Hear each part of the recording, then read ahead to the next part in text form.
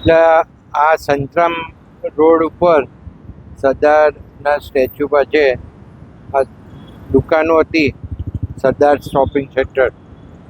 આ શોપિંગ સેન્ટરની નીચેથી નડિયાદનો મુખ્ય કાંસ, એટલે લગભગ 14 ફૂટ જેટલો પહોળો અને 8 ફૂટ જેટલો ઊંડો, એની 1961 પહેલાંનો, એટલે ભૂતકાળનો આ કાંસ છે. અને આ મેઇન કાંસ આખા સિટીનું પાણી બહાર લઈ જતો કાંસ છે. અહીંથી કમળા થઈ અને સીડી નદીમાં આ કાંસ જાય છે. તો આ કાંસ આખો ચોકઅપ થઈ ગયો હતો. આપણે પહેલાં પ્રયત્ન કર્યો કે દુકાનોની અંદર જે પહેલાં પાટિયા અથવા હોલ જે રાખેલા એમાંથી કામ કરવાનો. મહાનગરપાલિકા, નગરપાલિકા, એ વખત નગરપાલિકા હતી, તો ખોદી ના શકાયું અને ક્લીન ના થયું. ત્યાર પછી થોડી ટેકનિકલ ટીમોએ તપાસ કરી અને ખબર પડી કે આ કાંસ તો ચોકઅપ છે આખો. એટલે જે નડિયાદ સિટીનું પાણી જે ઝડપથી બહાર નીકળવું જોઈએ એ નીકળતું નથી ને અહીં અટકે છે.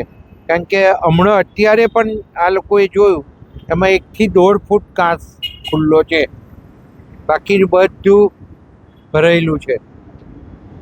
એટલે આ ખાસ આને સાફ કરવો જરૂરી હતો. અને આપણી રજૂઆત એ જ હતી, નડિયાદની પ્રજાની રજૂઆત એ હતી કે આ કાંસ જો ચોકઅપ હોય તો એને ખુલ્લો કરવો જ જોઈએ.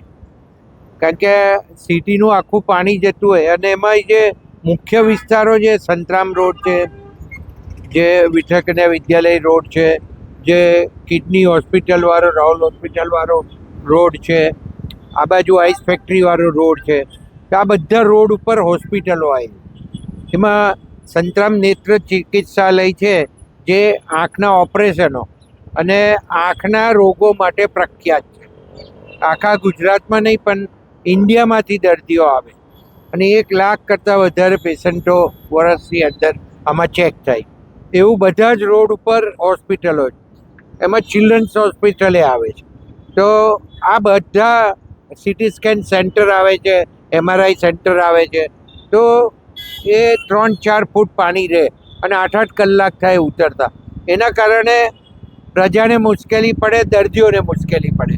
અને દર્દીઓને ખાસ તો એનું જે ઇન્ફેક્શન થઈ જાય એના કારણે, પાણી ભરાય અને કાંઈ ગંદુ પાણી થાય એટલે એના કારણે જે આંખના રોગો અથવા તો નાના છોકરાઓને જે ઇન્ફેક્શનો વધી જાય, એના કારણે થઈને આ બહુ મોટી મુશ્કેલી દૂર કરવા જેવી લાગ્યું. એટલે મ્યુનિસિપાલિટી અને અત્યારે કોર્પોરેશને નિર્ણય કર્યો કે આપણે આ કામગીરી કરવી જોઈએ.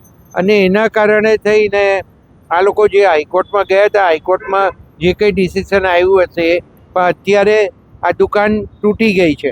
તો હવે આ કાંસ ઝડપથી સાફ થાય. કારણ કે આનું લગભગ 68 કરોડ જેવું રૂપિયાનું ટેન્ડર નીકળી ગયું છે. એટલે નગરપાલિકાને જો આ કામ ના શરૂ કરે તો આર્થિક નુકસાન થવાના સંભાવના. એ સિવાય પાણી ભરાઈ રહે એને લીધે જે બજારોવાળાને તકલીફ પડે એ પણ એમને નુકસાન થતું હોય. તો આ બધા આર્થિક નુકસાન તથા જે દર્દીઓને ચેપ લાગે એ ખાસ જરૂરી બાબત છે. અને આ કરવું એટલા માટે જરૂરી છે કે આ પાણી જો ઝડપથી વહી જાય તો નડિયાદ સિટીમાં પાણી ભરાતું ઓછું થાય. અને બીજું, ટેકનિકલ ટીમે જે કાંસની આખી કરવાની જે ડિઝાઇન કરી છે, આ ખુલશે એટલે આગળ એમને ખબર પડશે કે કઈ જગ્યાએ ચોકઅપ છે. એટલે એ લોકો સાફ કરતાં કરતાં આખો કાંસ ક્લિયર કરવાનો અને જે જગ્યાએ નવો બનાવવાનો છે એ જગ્યાએ ઉપર એ નવો બનાવવાના છે. તો આ કામગીરી મેં કહ્યું એમ એ આટલા કરોડ રૂપિયાના ખર્ચે આ કામગીરી છે. અને કોર્પોરેશન આને ઝડપથી વહેલામાં વહેલી તકે આ કરે કામગીરી, તો આવતા ચોમાસાની અંદર આનું રિઝલ્ટ મળે તો આપણને ખબર પડે અને એ પ્રમાણે નવા આયોજનો થઈ શકે. સાહેબ, આગળ જે દુકાનો છે એને તોડવામાં આવશે કે નહીં? એટલે આ તો અત્યારે જે કાંસ ઉપર જે દુકાનો હતી અને જર્જરિત હતી અને 1961 પહેલાંની છે, એટલે એ તો જે એના રિપોર્ટ હશે, જે સરકારી રિપોર્ટ જે આવ્યા હશે એના આધારે આ ડિસિઝનો લીધા છે. એટલે બીજું કંઈ નવું કોઈ આયોજન કે એવું કંઈ છે નહીં, પણ કાંસ જે જગ્યાએ ચોકઅપ હશે અને એની પર દુકાનો હશે તો એમાં ચોક્કસ એ લોકો વિચાર કરશે ભવિષ્યમાં.